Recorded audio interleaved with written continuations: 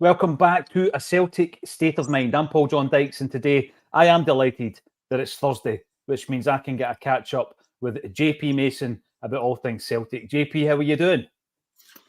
Good, I think it was one of those mornings where everyone decided to phone me in the hour before the show, so I was a bit frantic getting ready there, but here we are, ready to Here go. we are again, 12:30, as always, on A Celtic State of Mind. It's a massive week, obviously, after this weekend.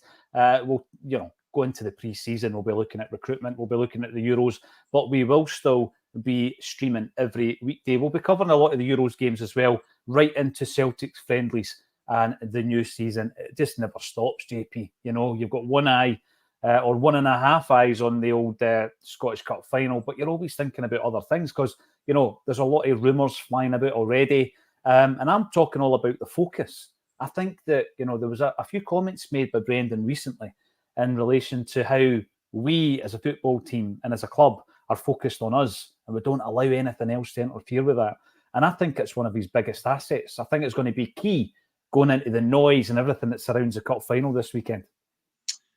Yeah, I mean, I was thinking about it. I don't know, we'll get to chatting about my insane experience post-match at Celtic Park on Saturday, which was definitely not one that I was expecting, but I was just thinking while I was standing there, sort of with my thoughts, I was thinking there's a parallel universe where we haven't employed Brendan Rodgers, and I'm not standing here on the verge of or on the back of the trophy celebrations. You know what I mean? Like it's weird how football works and the sliding doors moments and everything else. And obviously, you go back to last summer and when he's mooted as coming back as manager, you're like, absolutely no way is he coming back. And it just seems such an absurd thought that he would come back to Celtic after the way that he left and everything else. But when it became a reality, you're like, wow, this is amazing that we've managed to get arguably a better manager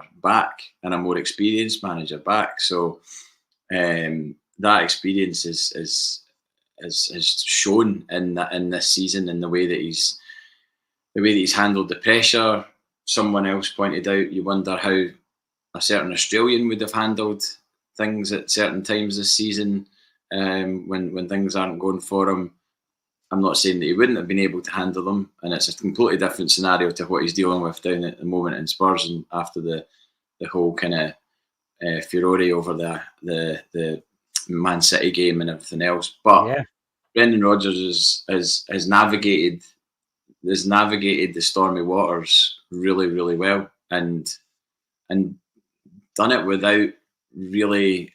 I mean, people say I've seen tweets saying, "Oh well, look how much he was greeting and all that." I mean, obviously this is from the other side, but look how much he was greeting when things weren't going his own way, and then there's all this narrative about, oh well, of course he's won the league, and look, he's getting paid $3 million a year and everything else, and it's like, well, I mean, but people, Paul Le Guen got paid a fortune, I'm sure, at the time, and he didn't win the league, so it's down to how you deal with situations that come your way, and $3 million a year or not.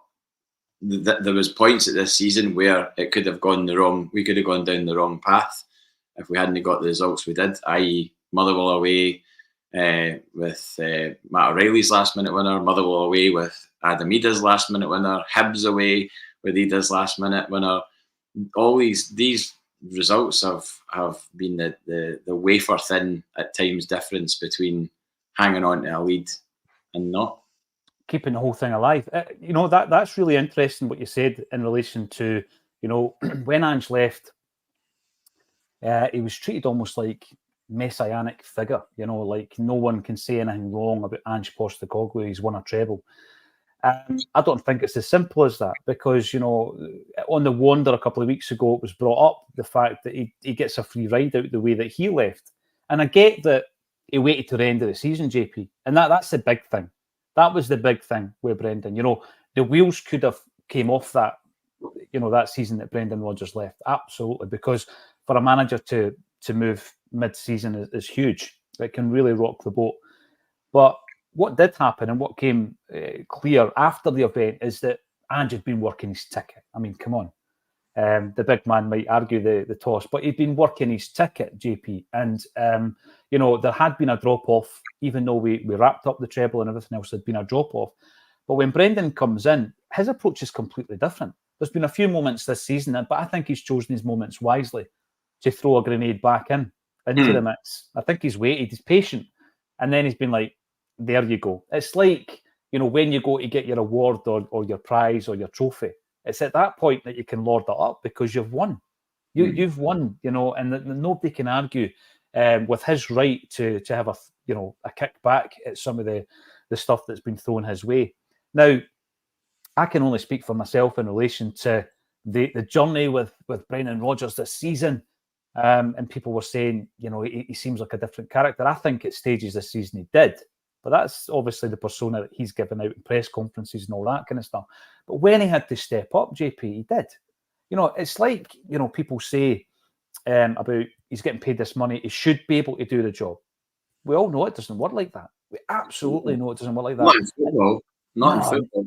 No way. And there came a point during that season where he had to go into the deepest, darkest recesses of everything he'd ever learned in the world of coaching, where I think he's looking at a team that weren't the greatest team he's ever managed, but he knew within that group of, let's say, 13 or 14, maybe 15 players, he had enough that if they were laser focused and they didn't allow everything happening around about them to affect their focus, their play, everything, they could get through it. And that's exactly what he's done.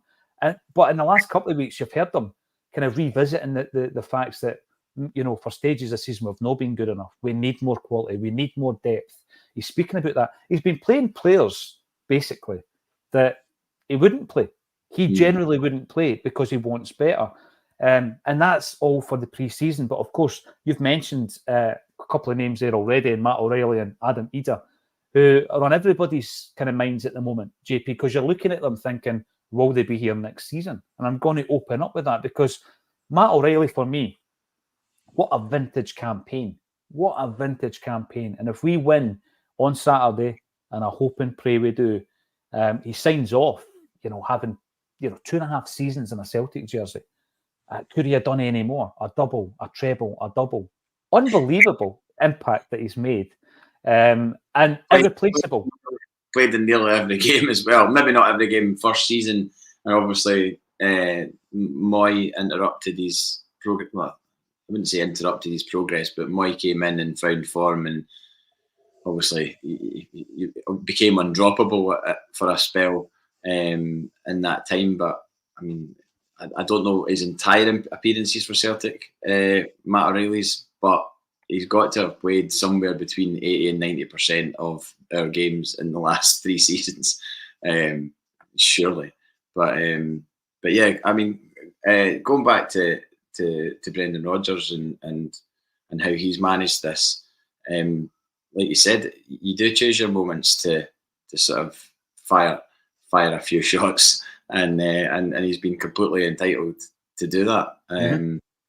Given the, I mean, look, talking about the $3 million a year thing, right? Brendan Rodgers was another time castle style game away from being in a really, really sticky situation. There's another game where there's a dodgy red card in the first half an hour of a game. Yeah.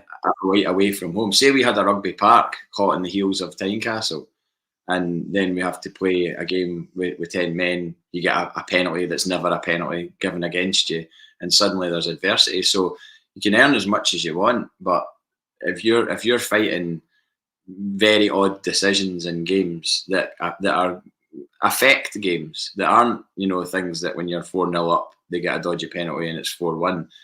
When it's 0-0 and you're down to 10 men and you get a penalty again given against you, no wonder he was raging. He's been vindicated with his rage over those decisions. I mean, okay, Yang's red card wasn't rescinded and that charge wasn't looked at and that wasn't decreed a VAR mistake. But there was another incident in the Hearts Rangers game. Ross McCausland puts his foot up high to win a ball. I don't know if you've seen that. It was when he goes to score. I'm sure he gets a goal as a result of it. Listen to a few commentaries on that where it was like, oh, maybe I was a bit lucky there with a high foot. Damn right he was lucky. We got a player red carded for the exact same or less. So, and how much was made of it? See, this is the thing as well, JP. It's about shining a light every single time there's a moment involving Celtic in a big, big way. You know, we hear it, we see it for days and weeks afterwards. The moment that you've just mentioned there barely gets a mention. Barely gets a mention. You know, yeah, I mean, there was more furore over the fact that they didn't get a penalty for the shirt pull on Dessers, which in this modern game is a penalty, whether you like it or not. I would be wanting a penalty if that was in a derby. I'd be wanting a penalty if one of their players did that to Kyogo or whoever. Of course, they would then say Kyogo dived. I mean, that's the narrative when it comes to Kyogo, isn't it? That he's this relentless diver, and that's how he gets his success. But the high foot is a warranted complaint to have this high foot thing not being consistent, and just the same way as it's just poor referee, and I don't think it's biased. I don't think it was a case of the McCausland thing was like, oh well, you know, we'll leave that because it's Rangers and because he scored as a result of it. I think it's just you've got to be consistent with these decisions, otherwise it just all falls down. What I've been seeing over the last few weeks, and I don't go looking for it, JP. I don't go looking for people to criticise our football club or indeed Acsom or myself. But, you know, there's been a lot of gnashing of teeth in the last few weeks and months from fans of our opponents this Saturday. And they think we're in on the conspiracy, obviously. You know, the perfectly timed pattern of assistance episode that Alan Morrison and I put so much pressure on referees that the decision process started to change. I'm delighted to have been part of that. And we come in. We're responsible for Willie Collum being appointed head of referees. Obviously, I pushed for that. But I mean, it's one of these things where the conspiracy, bizarrely, and I think maybe this season is when I became aware of this, that Rangers fans think there's a conspiracy against them. I find that really bizarre, JP. You know, even just if you look at the patterns of assistance that Alan and I spoke about, and you know the length of time without conceding penalties and all the rest of it, I think it's something of a push to suggest that there's a conspiracy against Rangers Football Club. And then the other argument that we constantly hear is, but you've won all these trophies, you know, and I hear that all the time. And my take on that is, you know, that's in spite of, you know, being up against these challenges. It's like when Celtic trained at Barrafield, right? And it was just a mud pit. Everything we won during that period was in spite of the challenge of not having a decent training pitch. So I think there has been challenges, and a lot of them we can take control of, and we've got influence of, and many I feel that are out of our control unless you step it up as a football club or as Brendan Rodgers did and speak out about it. And I think that at that moment, I don't know, strange enough, I think that was the moment.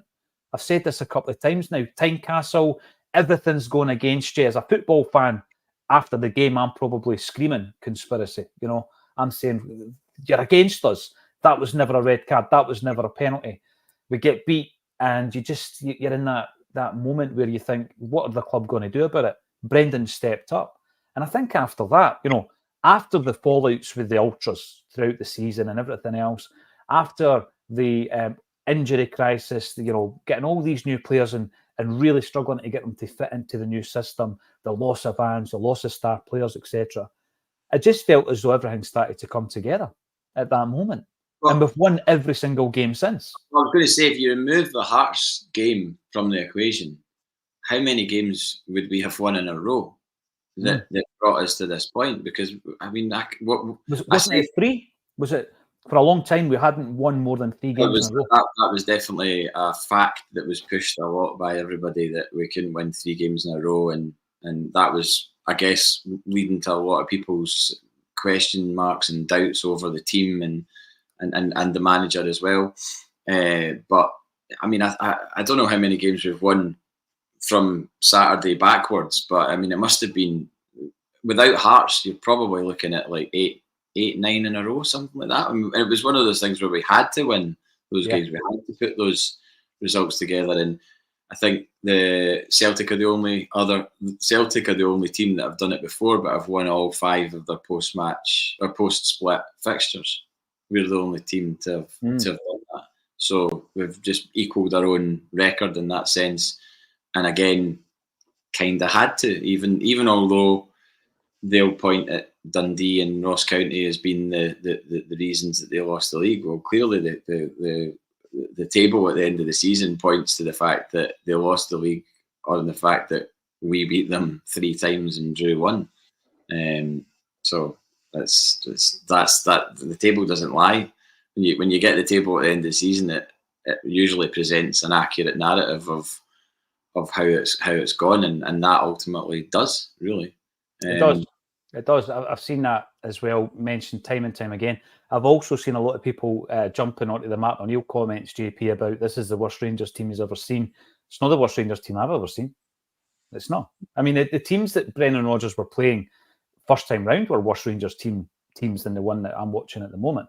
100%. So I don't buy into that in any way, shape or form. And that's having obviously, observed every single minute, every kick of the ball since Brendan was here first time round for this particular show. So I don't agree with that. And I think that although it wasn't a vintage season, absolutely far from it, you've got to give Celtic, you've got to give Brendan Rodgers credit for how they came through it. I mean, again, it's 3 in a row. 3 in a row. We've already started counting, JP, the consecutive titles. And it's the biggest gap we've had at the end of a league campaign. 8 points. Last season was 7. The season before was 3 or 4. 3. So, yeah, I think that, we need to give Brendan Rodgers and the team credit. There's a lot of decent comments coming through, a lot of disagreements. That's what it's all about. We're going to be talking about the lineup for the weekend, how you're feeling about it. But before I do all of that, JP, let's take a wee step back to last weekend. Trophy Day. One of the biggest days in the calendar. When people talk about increasing the capacity of Celtic Park, we've spoken about it this season, bringing the main stand up to the kind of same level as other 3 stands, JP, and going with people who have been at various fan forums over the years, apparently it would only take our capacity to about 70. So at the moment, we're over 60. It would take us up to 70 just by having that extra space on top of the main stand. And then people say, when would you fill it? Oh, you'd only fill it twice a year. I don't think so, right? Because if you think about it, JP, right, you fill it against Rangers. You fill it for all your European games. You would fill it for Trophy Day. You would fill it for Flag Day. And there's other games that we've seen the sold out signs at. Champions League. Champions League. There's plenty of games you would fill that stadium for if it was 70,000. But you were there. You were there on one of the biggest days in the calendar. It was Trophy Day. And there was so much happening that day. There really was. We played a weekend team, which I think was the right thing to do. We're going to be tapping into some of the guys that played games because there's people wanting to talk about guys we should move on, etc. But talk us through your experience, JP, on that day against St Mirren. Well, we sat here last week after the show and we were chatting away, and then you said you'd got contact from Celtic that they were offering media passes to somebody from a Celtic state of mind, and when you brought it up, my stomach kind of flipped because I was like, he's going to ask me. He's going to ask me. Well, he's got the email while you're speaking to me, so you're going to ask me. And I was like, oh my God, do I want to do this or not? And then within, I think, 5 minutes, I said to you, of course, I'd do it. So, yeah, went to the media door before the game, and there was a couple of guys in suits, and a third guy in Tosh McKinley on his phone making a phone call in his Dick Tracy gangster suit. Absolutely. Got to be. And then, yeah, they had a few of them in their pocket, and I just said who I was, and there was no questions, and there you go, there's your card. So I got my wee pass thing, and then went off, enjoyed the game. I kind of, even though it was a bit of a strange game in terms of the fact that we were down twice in the game, strangely, you did start to wonder if the result was going to affect the day, the mood. Absolutely. We got beat, it would have been a bit weird. We'd have lost that kind of run that we've been on. Like I said, we've not lost since Tynecastle, so that was a factor. And then obviously great ball from Ralston after a great back heel from Matt O'Reilly, who I think wanted to get off because of the heat. I mean, apparently it was about 30 odd degrees on the pitch because you're not in the shade. So, I mean, it was a really hot day. There's no doubt about it. For anybody that saw how alcohol and heat doesn't mix for some in the Trongate, and you'll be aware of how hot it was. So great way to sort of finish the league with a victory, and the atmosphere was obviously brilliant. And you're round about all the people that you've gone through the sort of the cold winter months with. You've stood there watching Celtic drop points against Kilmarnock, watching them drop points against Hearts. I mean, it's not been an easy ride, and there's obviously been times where turn round to Pierce and Eddie and Sean, and you're like, what's happening here? Like, what are we doing? But I think the sensible heads were always kind of like appreciative of the change in manager, the lack of availability at times of players, the poor recruitment in the summer as well. All these things all kind of are a cocktail that was a bit potentially poisonous at times. But to see the team lift the trophy, it never ever gets boring. It never ever loses its pizzazz. Obviously over the years, you go back to years ago, there wasn't as much confetti and fireworks and everything else as there is nowadays. It's way more sort of Super Bowl-y, Americanized. We just need to get Dr. Dre and Snoop Dogg and all the guys at half time. Well, I mean, you're the man. We'll get you to open your contacts book, JP. As if there's short options for Celtic supporting musicians to come and do a. I mean, exactly. You know what I mean? That's actually a really good point. Why has that never been done? I know. I mean, if you want to really ramp up the Super Bowl thing, like get Deacon Blue or Paolo Nutini. Capaldi. Capaldi's music maybe isn't the right, like, for a party. Get him on for the patter, though. Get him on for the patter. Yeah, he definitely would deliver that. We'll get Kevin Bridges to compare that, JP. That's a great shout. Yeah, Kevin Bridges played in Dubai the other night. Mark McStay was there and seen him posting about it and how he'd brought the house down in Dubai. How mad is that Kevin Bridges can go and sell out like an arena in Dubai? With just the patter that he has, it's just kind of like down to earth, normal patter. But you're in Dubai selling out an arena. But sorry, after that went to the media. Went to the gate 2. Had a little bit of trouble getting in, shall we say? Initially, I don't think I was necessarily believed to be a legitimate person, but that was negotiated, and you charmed your way through that. Well, I mean, I wasn't 3 sheets to the wind. I hadn't had any purified wine or anything like that as a breakfast aperitif. I just got in and then sort of standing waiting around, and then Jamie for 20-minute Tim's arrived, looking suave in his shades. And he sort of sauntered in. Me and him were just standing chatting, and then we waited to be called along to speak to the players. And we ended up just sort of like to the left of the dugout. And bearing in mind, this is the first time I've done anything like this on behalf of a Celtic state of mind. I mean, I've sat here speaking to you for 4 years. It's never really been something that I've been kind of massively keen to do, like just because I don't consider myself a media guy or anything like that. I just sit and talk nonsense to you on a first day. But to get that opportunity was brilliant. And the first player that we brought over to speak to us was Greg Taylor. And there was a throng of about 7 or 8 of us, I think.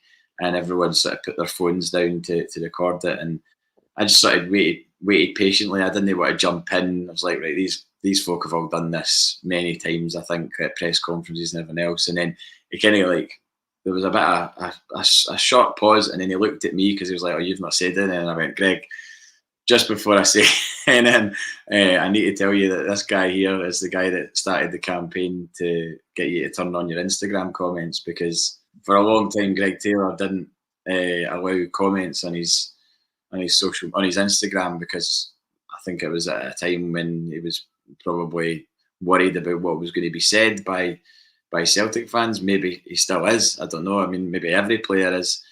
But Jamie had been quite vociferous, and he's kind of, need to turn the comments on. We need to be able to tell you how good you are, and that it was for that reason, not for a negative reason. And then the first thing, he went, oh, he goes, I know this guy, I've seen his stuff, he's a legend. Cue Jamie's ego, just I don't know how he managed to get out the storm doors at Celtic Park, because his head must have just been about 10 times the size, but I think he actually took a bit of a beamer as well, so he said. But just asked Greg Taylor, I was like, did you feel that you had to find another gear when we were under the adversity? And he said, yeah. He said, December was really, really hard. It was just relentless, game after game.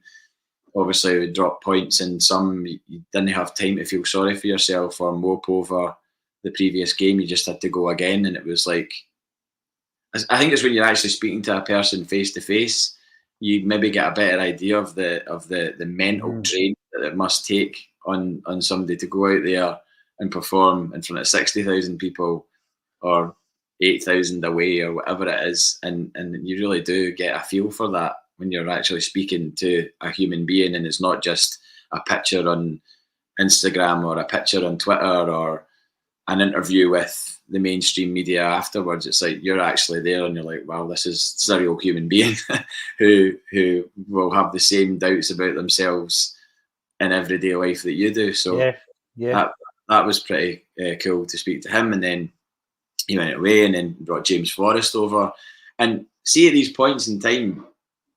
And then again, this is probably why my stomach flipped when you asked me, because I was like, what if they've seen this? What if, like, well, Matt Riley's gran watches this, right? So there's no reason why it couldn't have been watched at some point by a player or players plural, because it's not as if we're a secret. If you put Celtic in on YouTube, 9 times out of 10, one of these is going to come up. It's such as the thing is, JP, the club, and this isn't to go back to having a big head and ego and all that. The club definitely watch it, because they phoned me 2 weeks ago in relation to that. So there are people at the club who are keeping an eye on the kind of content that's going out, and I think they're quite happy for you to run with whatever you decide to run with in whatever format, as long as it's accurate. You can have an opinion on players. I was going to point out, just when you were talking there about face to face with Taylor, seeing the whites of his eyes, I had a similar thought when I seen the guys on the park with their families, and I'm thinking to myself that day to day, JP, somewhere somehow it is filtered in. I think in terms of the fans are on your back or not. I always remember the Ryan Christie one. Remember he got sent off at Almondvale, and he shut off all his social media that night because of the amount of abuse he was getting. And I've spoken about it before. I think that because it's on a screen, maybe on your phone or an iPad, sometimes even on the big screens on the wall, for anybody who's watching us on the big screen, on the wall, need to get the filters fixed. The greys are starting to come out in my eyebrows. And these people... I'm past kidding, man. I'm past kidding. What can you do? We're on the wrong side of 45. And I think that because the internet came before the kind of social media element, the interactive element, you were trained as an online user to rate everything, JP, everything, from a purchase to a hotel you stayed in to a product or a movie you'd seen. You rated everything. And then social media comes along and things like this comes along. And because they're on the same screen, we've learned just rate, judge. And then actual people, human beings, are rated and judged the same way as inanimate objects. And the downside of that is that the people who are being judged and complained about and criticised and all this stuff do often see, unfortunately, that thought process. And you think because it's a footballer, it's all right. But quite a lot of them have spoken out about this, and it's not all right, to criticise. I know how I feel if someone says something in the YouTube comments about me that's like below the belt. Derogatory, yeah.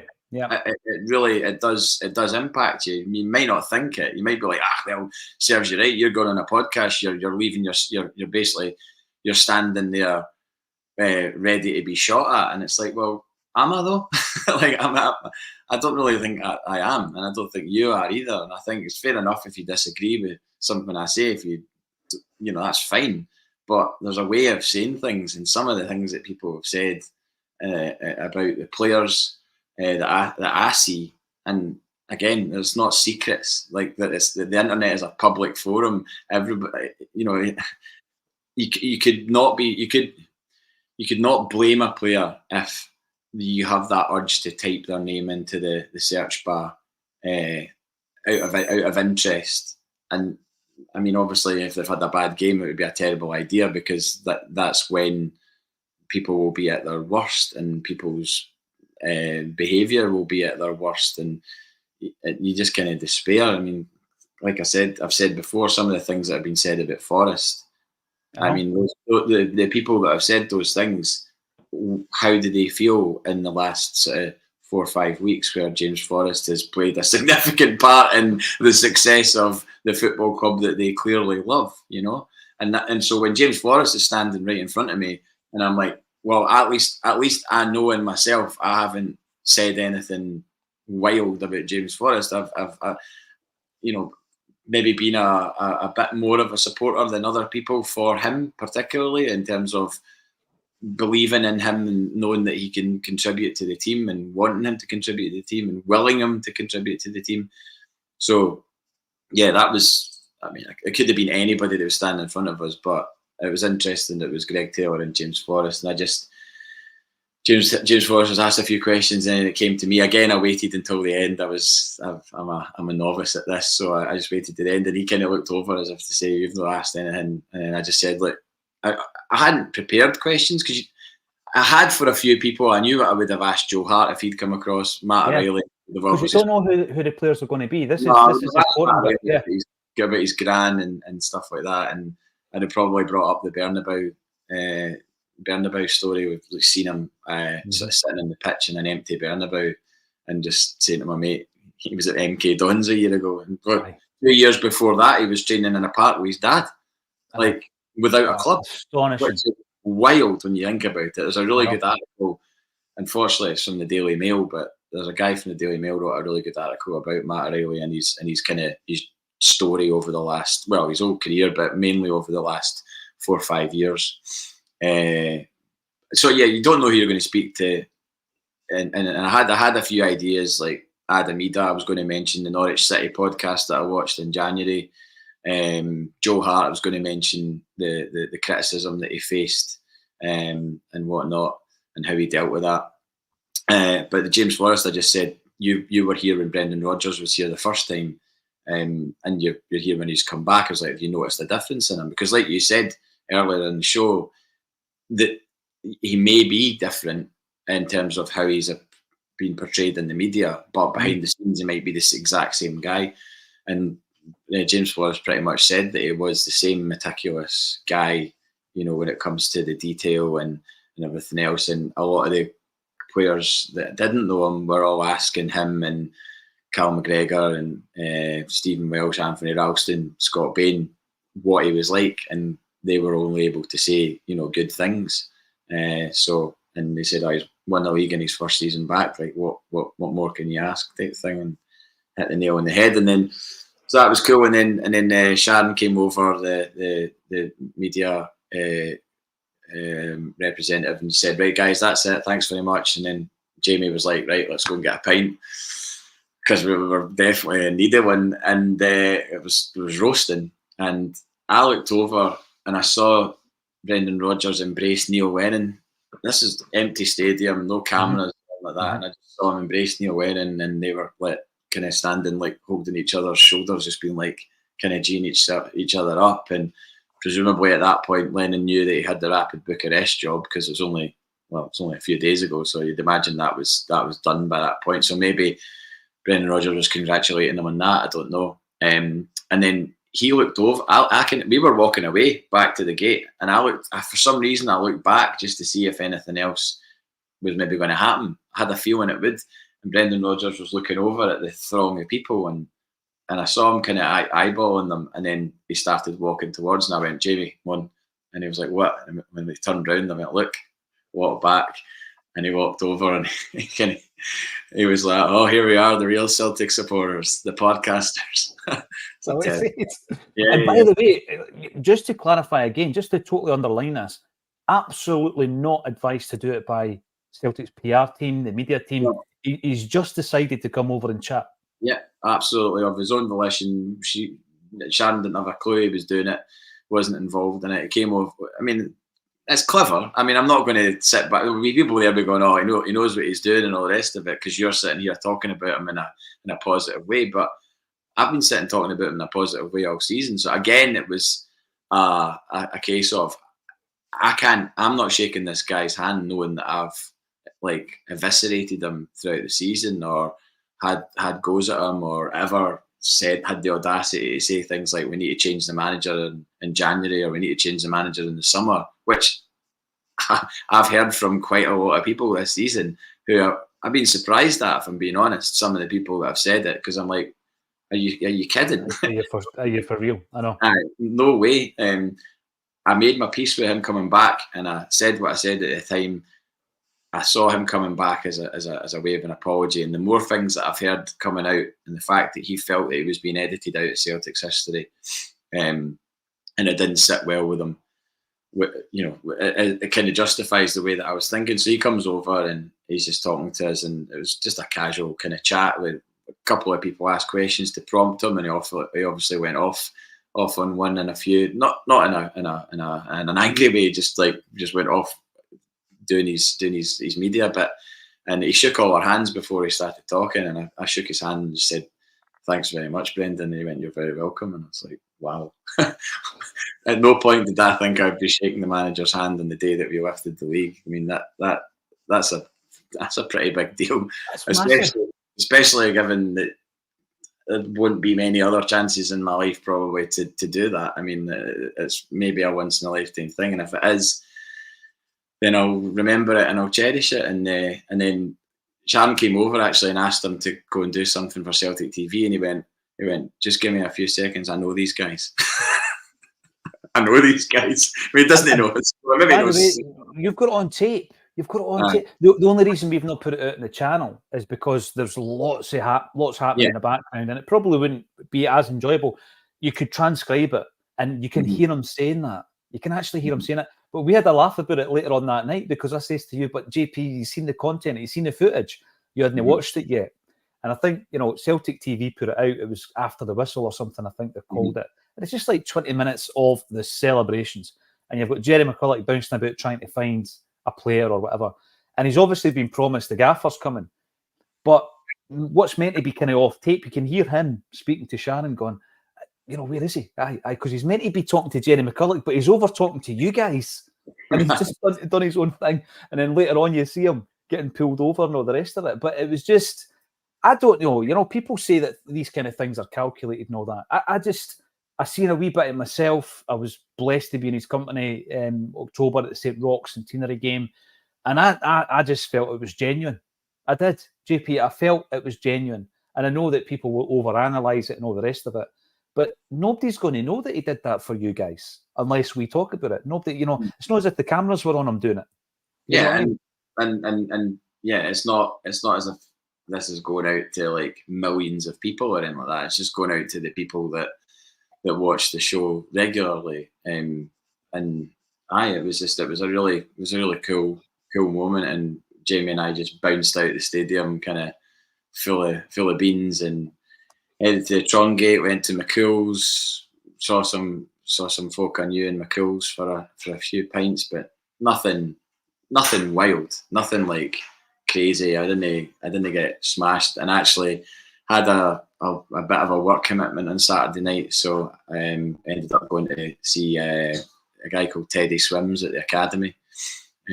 So that was a different end to the evening than probably most people had, but it was good nonetheless. And hopefully have reason to be cheerful on Saturday as well. Like you say, JP, shaking the manager's hand on the day that we're presented with the league, it's like thinking back. Imagine shaking Tommy Burns' hand the day we won the Scottish Cup in '95. Imagine shaking Billy McNeil's hand the day we won the league in 88. You know, it's there. That is the moment, and you've done it, and you'll be able to talk about that to your kids and your grandkids, and I just think it's phenomenal. But what I'm going to say, obviously, with regards to the mood of the camp at the moment, is high. There's a positivity. Paul McStay might say there's a buzz about the place, but I do believe it's genuine with Brendan, because there are a lot of people in the comments mentioning other jobs becoming available in England. I don't even think that's on their radar. And I don't think Brendan Rodgers is on their radar either at this moment in time. Nah. When you consider where he is in his career, JP. No, I don't think so either. I'd be absolutely astonished, completely astonished, if there was even any thinking on his part. I think he's genuinely, I mean, he said, I'll be here for 3 years unless I get emptied. And I think he's genuinely enjoyed, as much as it's been a difficult season. I don't know how you couldn't enjoy it. If everything in life was easy all the time, then it would get boring. But the fact is that he's had a challenge this season, whether it's internal or external, whether it's a PE teacher or the new guy. It doesn't matter. It's still been a challenge. He's been, his talent has been questioned. I've been treated like a novice. It's like it's my first job. What I loved about that, JP, you spoke there again about finding the extra gear. I love that, right? Because I think that is what makes or breaks a player and a team in terms of success. And it comes down to mentality. Whether or not, right? Because I think everybody in that team of a certain level would be capable of finding the extra gear, but not every one of them would find it. And I think you see a lot of that down south, right? I've said before, was a massive fan of the English game, in my younger days. The only thing now that I kind of tune into is stick to football with Neville and Keno and all that. I enjoy that because a lot of what they talk about is anecdotal from their days, and it appeals to me. But the amount of players down there, right, who they're talking about, who have cost tens of millions of pounds, JP, who are not performing. They get really frustrated with Man United, for example. And there's guys there who are on massive money and they're not performing. Could they find the extra gear? Of course they could. They've got the ability to step it up, but they don't have the mentality to do it. And I think when you mentioned that with Taylor, I just thought to myself, that is it in a nutshell. Brendan Rodgers has identified the guys who could step it up and could find an extra gear. Even if technically, right, they might not, because I think Palmer is technically a very good footballer. I really think he's got something. I wait him for getting the goal on Saturday. He got the win. This is the difference. I enjoyed the celebration because people are saying, it's all about him. He plays the main character all the time and all that. Absolutely. But I think that when you come to a club like Celtic, there might be a process of humility, and you've got to find a bit of humility. And he's not been playing. That was his first start in 3 months. Yeah. Now, if that's not a slap in the face, then what is for a professional footballer?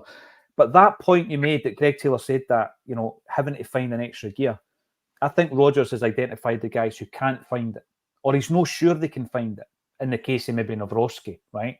So he's just not played them. And he's stuck to, that real core of players who I think have done a remarkable job. But that is the mentality that I keep banging on about. I think that's it personified. And by the way, coming back to the Tron Gate, just before we get some of the comments in, again, I don't think that was reported very fairly. And we all know that there's been trouble on the streets in terms of football celebrations in the past. A lot worse than the Tron Gate.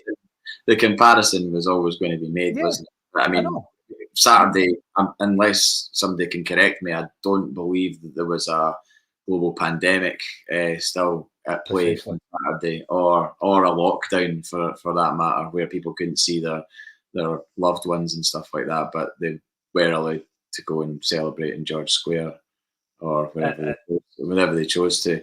Now, I don't condone violence. I saw it with my own eyes, unfortunately. I saw 99% of people having a great time and smiling. Exactly. And unfortunately, I saw 2 wee guys mad with it, starting to fight each other behind us for no apparent reason. I don't know why. It was very quickly stopped, like basically 3 guys on each wee guy, arms round them, move on. Basically saying, chase yourself. So I mean, that was my only experience, and that was right at the clock tower, just down from McCool's.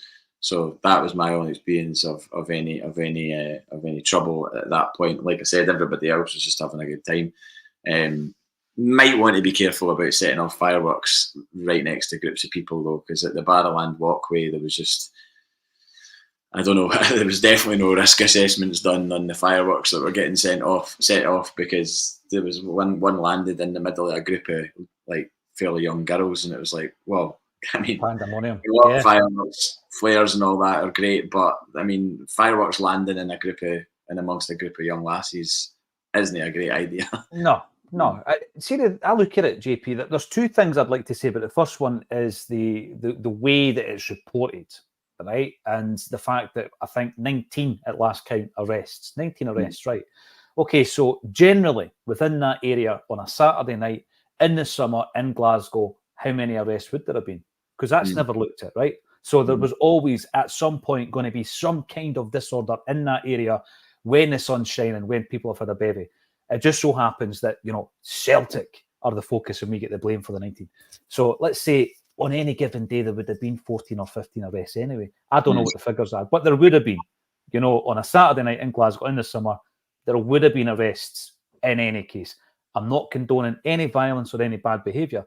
What I would say, though, JP, is it's quite clear that there's an appetite for Celtic fans after the game, not just the ones who have been at the game, to come together and have some kind of a party and a coming together and a celebration. So I would say, well, if that's the case, and it's been the case now for 2 years, maybe 3, but certainly I can remember last year and this year. I think it was definitely the Trongate thing was definitely as a reaction to what we saw in 2021. I think it was a case of, right, let's do it right. Yeah, you've done what you did in a lockdown. We're going to do this and do it bigger and more colourful and better. But I think that was my first experience on Saturday, and I hate rubbish. I hate, like, honestly, I don't know if it's OCD or what, but I was just like, oh my God, there's so much rubbish here. How is this going to, it was one of those things where you're just doing that Cubo thing where you're picking it up and then just, firing it in the bin. Well, there was the bins are all absolutely rammed. This is the thing, it's disorganised, right? But that's from the Celtic fans' fault. So it's like, why not organise it? Why not say, and I don't know what the area would be. We're all going there, it's organised, right? Glasgow Green, bins, stewards, bit of entertainment on a stage. Yeah. There's an appetite for it, so why not? Why the only thing is, it's probably hard to plan when you don't know when it's going to happen. Like Saturday might not have been the day that it happened. It could have been Wednesday, or it's down to when the football result dictates the reason. But I suppose obviously you're always going to know what trophy day is going to be if you've won the league. But because it came so late this year, maybe there wasn't time to put in place something. But I think, going forward, I've seen a few people's comments going, it's kind of lost its sporadic nature. It felt a bit more sort of, oh, here we are again, let's do this again, rather than it being like a kind of sporadic thing. So don't get me wrong, it's still great, but I do agree. I think something a bit more organised. I mean, it doesn't need to have like, a ticketing or anything like that, but just a space that isn't where that is. Do you know what I mean? It's pretty disruptive, and obviously the rubbish aspect with the broken glass and everything else. You're like, oh. And I know people who are watching this were like, oh, dry your eyes, just get out. It's only a bit of broken glass, but no, when it's thousands of people, like that's a lot of broken glass and a lot of and that's the ammunition that certain people were coming out and saying the top Celtic points. Come on, give me a break. But as I say, organise it. There's an appetite for it. Is that not my namesake? There's an MP called John Mason, which is my dad's name. So I was going to have a wee laugh at that. But so before we move on from the Celtic Park celebrations, I need to tell you something that Paul Sheridan told me yesterday. So obviously Santa comes out with the trophy, right, which was brilliant. Did you hear Simon Donnelly's reaction, JP? I know your pal said, "Oh, Simon was obviously on co-commentary." Aye. And it was clear nobody knew what was happening. And we said was absolutely loving it, man. He was laughing his head off. Well, I mean, for the record, and I did say it before, I did not boo Santa Claus. I have never booed Santa Claus or Celtic. So I have stood disappointed with results and walked off maybe without applauding. But I've never booed, and I certainly didn't boo Santa Claus, and I was mortified actually that we did do that at the time. I say we. I was mortified that some did do that at the time. But I phoned Paul yesterday to ask a favour for something, and we were chatting, and he was like, he knows the person that was given the medals to the to. Oh, right. I think he said his name was Liam, and Liam was in a holding room, waiting to go out for the celebrations with Santa Claus, with the Celtic Santa Claus. The guy's been the Celtic Santa for like 20 odd years, right? And he was tearful. He was tearing up at the emotions of the. There we go. He was tearing up at the emotions of the situation because he was like, I can't believe I'm getting to do this. Like, what a huge deal it was for that guy, and it was the same guy that got booed in December. So he was just like a lifelong Celtic fan. And I'm like, in the same sense that I was buzzing about getting to shake Brendan Rodgers' hand, like Santa Claus probably won't present a league trophy ever again because it's not really relevant, but it was relevant this season, and that guy was just mad to hear like the human aspect of the fact that he was emotional about doing it. So yeah, there you go. JP, I love that, and the fact that he blessed himself with it, right, was just like the icing on the cake. But again, I've said to you many times, there's so many quirky wee things that's happened in history of Celtic that I find incredible. The guy, the ex-Celt who was sketched by Pablo Picasso, or Billy McNeil wearing Puma boots with 3 white stripes painted on them because we had a deal with Adidas. All that stuff, I love it. Right? This is up there. The Santa, redemption is up there. The redemption of Santa Claus. That is a Celtic story. I love it. Listen, I appreciate I've not brought many of your comments up, so let's run through some comments here. 1,200 strong on the Acsom Bulletin this Thursday. Absolutely loving JP's tales. The Celtic fans who know a bit about football and want us to progress want rid of Ida. I think this is a bold statement, Danny. Palma, Scales and Yang for starters. The ones who are happy as we are want to keep them. Right. I'm going to open this up because I think that it's not so much if you know about football. I think we're all going to have different opinions. And there's names within that group that you've mentioned there that I don't think will take Celtic forward.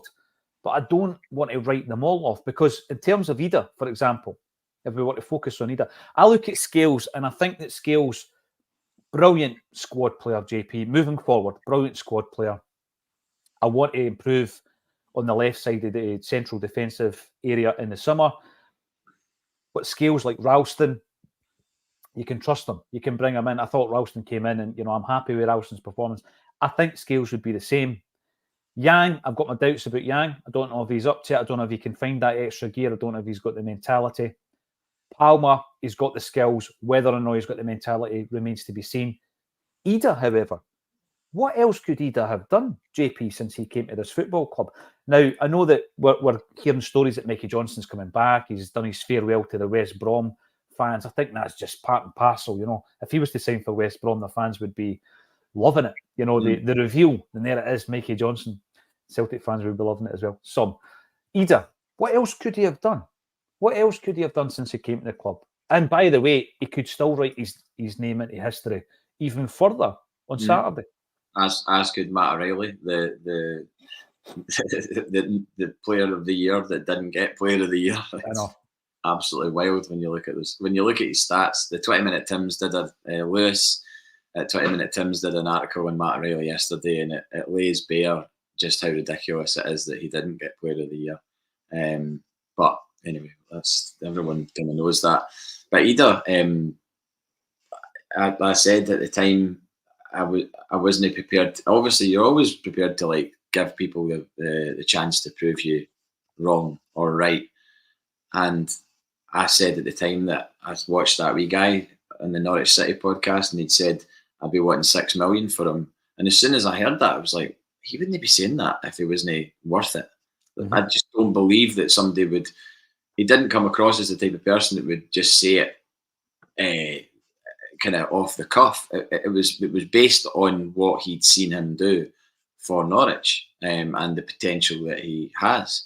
So he comes up here, and obviously I said at the time the optics of it didn't look great, that we were signing a third choice striker from Norwich City, but there was a profile there that Brendan Rodgers had identified. Clearly, it was Brendan Rodgers has brought him in, and he was asked. There was an Ask Brendan sort of interview yesterday on Celtic TV, and he absolutely name dropped Ida big time when it came to.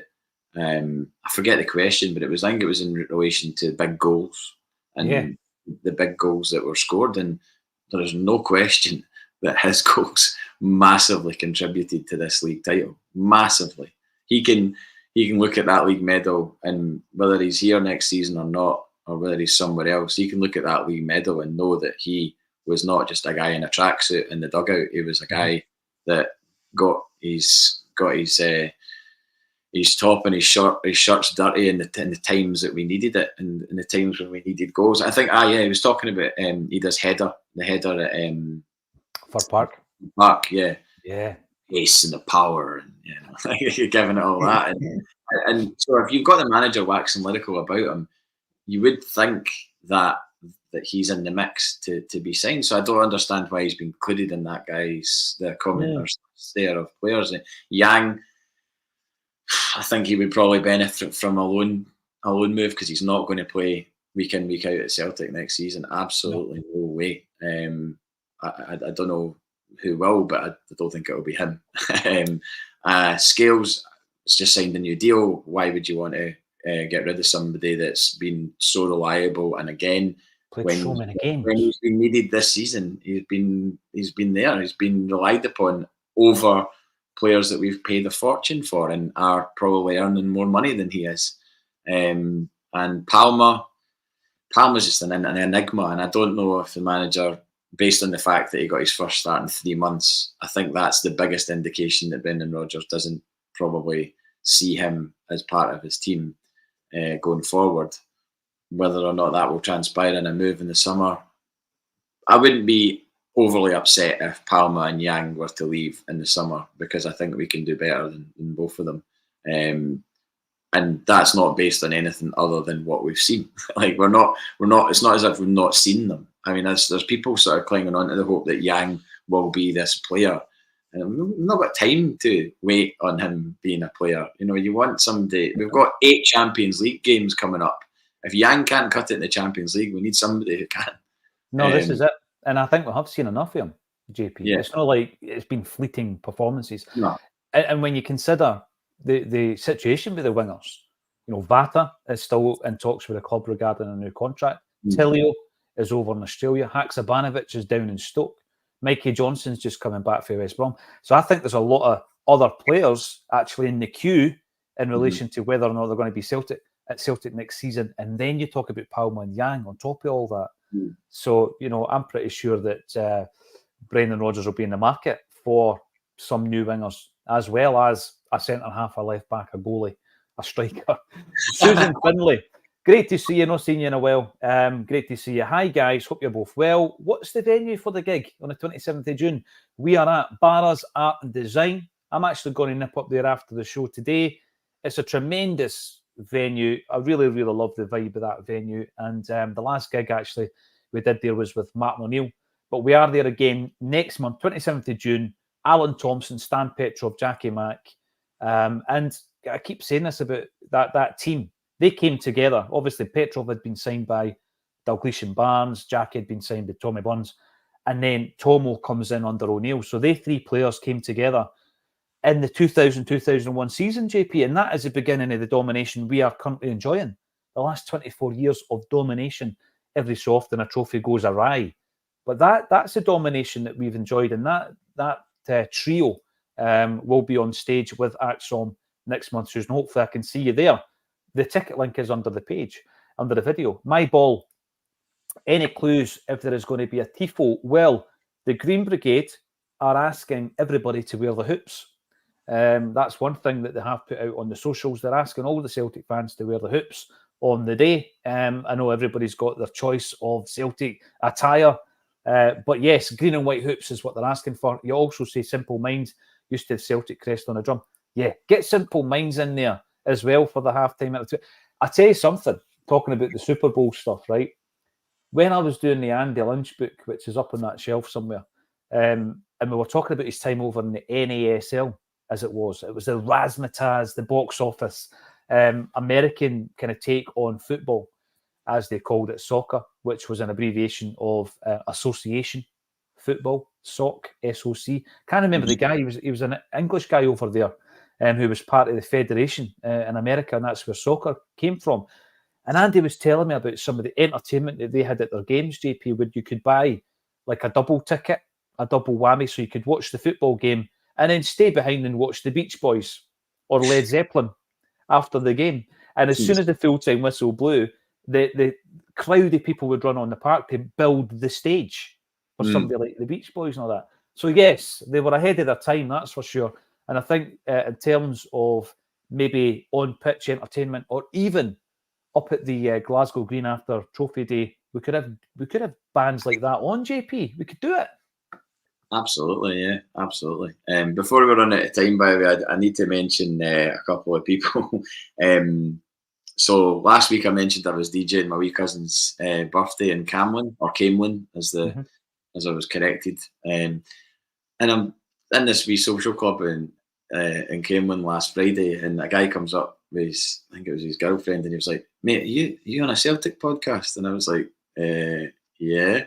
And he goes, "Oh, I don't know what it is, but my mum watches it every week, and she told me that you would be the DJ here tonight because you mentioned it yesterday." I'm like, "What?"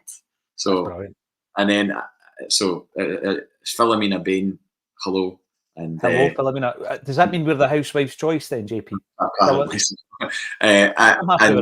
And I mentioned to him, I was like, "Oh, we started." When I mentioned came when Paul said, "Oh, that's Neely Mockin territory," and then he goes, "Aye, Neely Mockin's my second cousin, as in Neely Mockin Jr." And I was like, "Wow, man, that's just the world is far too small." And yesterday was going through to meet my mum's pal for lunch in Falkirk, and I was running for the train. And as I was about to get to the doors, the guy that was looking after that train just went, "All right, JP." And I went, "Hello?" And he went, "Oh, can you for the podcast?" And then we sat talking for the entire journey from Glasgow. I love that, JP. I'll tell you why I love it, right? Because your interaction with that individual, had they not seen you on Acsom, would have just probably been a glance, right? But the interaction, the positive interaction that you had through Celtic, obviously resulted in a much better kind of level of engagement, because what would have happened otherwise? You'd have jumped on a train, maybe gone on your phone and checked your emails.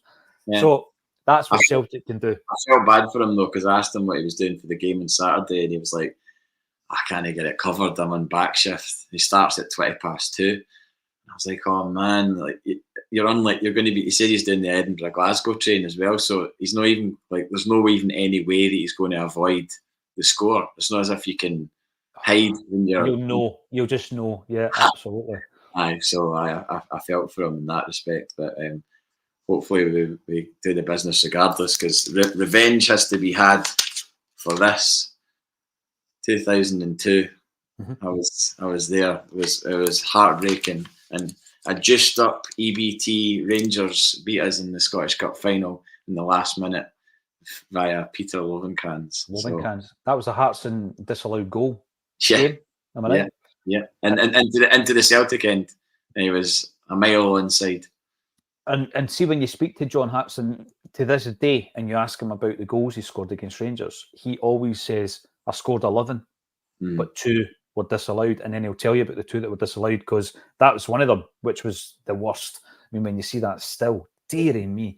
Mark Smith, the season has ended. It's not. Why talk about football? Right, we've still got one big game, Mark. Celtic are playing Rangers at the weekend, mate. Even after that, we will still be going live, because there will always be an hour's worth of chat on Celtic on this channel every single day throughout the pre-season. I'm going to head up to Barra's Art and Design We're going to tell you a wee bit more around that very, very shortly. Really looking forward to collaborating with a venue, brilliant venue, and you'll see it all on the channel. Now, JP, enjoy the weekend, mate. I will not see you before the cup final. You enjoy that, and I'm pretty sure you can tell us all about it next week. I've got to thank everybody for tuning in. Don't take it for granted. 1200 on a Thursday afternoon. I get up every single day knowing that at 12:30 I'll be going live to talk to fellow Celts about our favourite subject. I love it, every single moment of it. So please join us again at 12:30 tomorrow. All that's left for me to say, JP Mason, thank you for joining me on A Celtic State of Mind. Cheers, Paul.